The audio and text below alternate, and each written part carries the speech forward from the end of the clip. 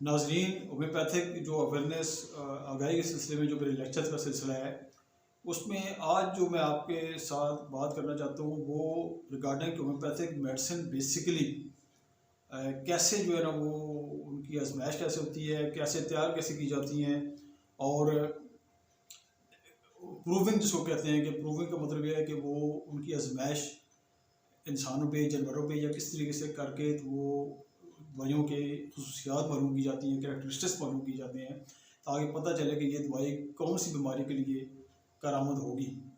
तो उस सिलसिले में एक जो है ना जो फार्माकोपिया जिसको कहते हैं, उस होम्योपैथिक फार्माकोपिया है, उसके असूलों की बुनियाद के ऊपर जो होम्योपैथिक मेडिसिन हैं उनकी प्रूविंग की जाती है। लेकिन सबसे मज़े की बात यह है कि जो एज़ कम्पेयर टू बाकी तरीका इलाज और स्पेशली होम्योपैथिक जो तरीका इलाज है, इसमें जो जितनी भी अभी तक होम्योपैथिक अद्वियात तकरीबन 3000 के करीब बन चुकी हैं, जिनके आगे जो मटीरिया मेडिका होता है उसके अंदर दर्ज होती हैं। मुख्तलिफ मटीरिया मेडिका है। एक मटीरिया मेडिका जो है ना वो डॉक्टर एनमन ने अपनी ज़िंदगी में जो बनाया था, उसको नाम मटीरिया मेडिका प्योरा है। फिर इस तरह डॉक्टर एलन का एक मटीरिया मेडिका है, डॉक्टर बोरिक का एक मटीरिया मेडिका है, कई और इस तरह मटीरिया मेडिका है जो डिफरेंट कंट्रीज़ या डिफरेंट ओरिजिन के लोगों ने बनाए हुए हैं। तो तकरीबन अभी 3000 से ऊपर होम्योपैथिक अद्वियात आज तक उनकी आजमाइश हो चुकी है और जिसको प्रूविंग कहते हैं। और होम्योपैथिक जो अद्वियात है उसकी आजमाइश जो है ना, जो पहले बात कर रहा था, जो मज़े की बात ये है कि ये किसी जानवरों पर या कीड़े मकोड़ों पर या चूहों पर या किसी और तजर्बात से हासिल नहीं की जाती। जितनी होम्योपैथिक अद्वियात हैं वो सारी जो है ना वो हमेशा तंदुरुस्त इंसानों पर आजमाई गई हैं। अपनी क्रूड खाम हालत में जब ये दवाई जो रज़ाकार थे डॉक्टर अहमद के ज़माने में या उसके बाद अभी तक रज़ाकारों पर, तंदुरुस्त इंसानों पर आजमाई गई हैं और उनसे जो अलामात ली गई हैं, उस अलामात की बेस के ऊपर ये मटीरिया मेडिका जो है ना वो उसमें सारी दवाइयाँ दर्ज की गई हैं। और इसी तरीके से होम्योपैथिक में हम ये कहते हैं ना कि एक जो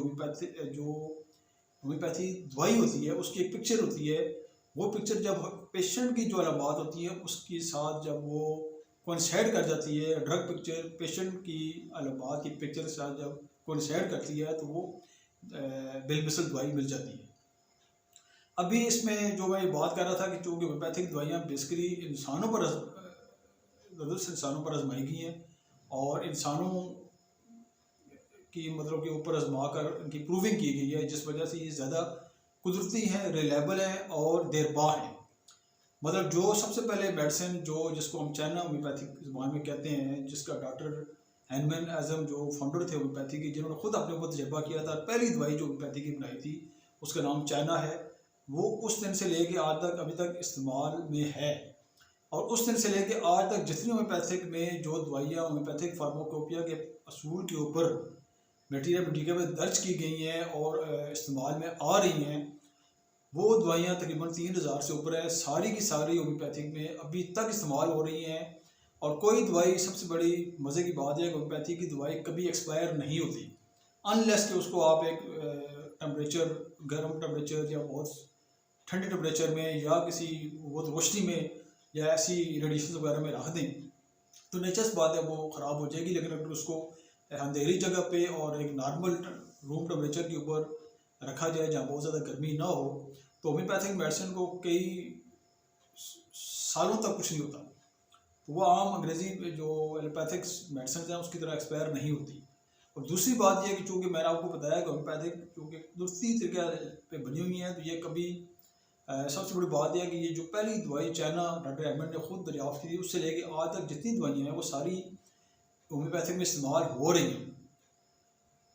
कोई अभी तक एक्सपायर या ये नहीं कह सकते कि वो आउटडेटेड हो गई है। और जिस तरह ये बाकी एंटीबायोटिक या और मेडिसिन होती हैं वो कुछ अर्से बाद आउटडेटेड हो जाती हैं, उनके नए जो है ना वो वर्जन आ जाते हैं। तो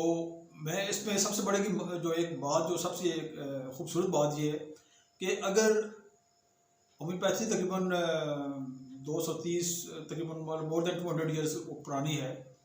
तो अगर होम्योपैथी का कोई डॉक्टर फ़र्ज़ करें आज से 100 साल पुराना जिसने कोई प्रैक्टिस की हो, 100 साल पहले फौत हुआ हो, अगर आज जिंदा करके उसको किसी होम्योपैथिक क्लिनिक में बिठा दिया जाए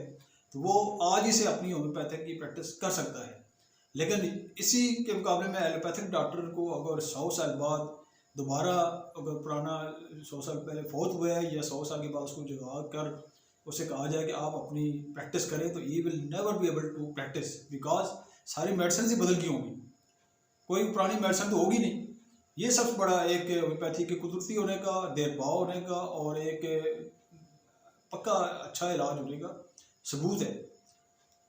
तो ये थोड़ा सा आज इस सिलसिले में बात करनी थी। और दूसरा एक और भी पॉइंट है कि अगर आप देखें ना, जो जानवरों पे या चूहों पर जो दवाइयाँ आजमाई जाती हैं, तो ठीक है पैथोलॉजिकली उसमें काफ़ी रिजल्ट्स आ जाते हैं, लेकिन बेसिकली वो जो जानवरों की कुव्वत बर्दाश्त कुछ और होती है, इंसानों की कुछ और होती है। फिर जानवर को आज़ाद नहीं कर सकता और ना उसको उस तरह पाबंदियों में रखा जा सकता है जिस तरह इंसान को रखा जा सकता है। तो इंसान जो होते हैं बेसिकली जो होम्योपैथिक में जब उनकी वो आजमाइश प्रूविंग में इस्तेमाल होते हैं,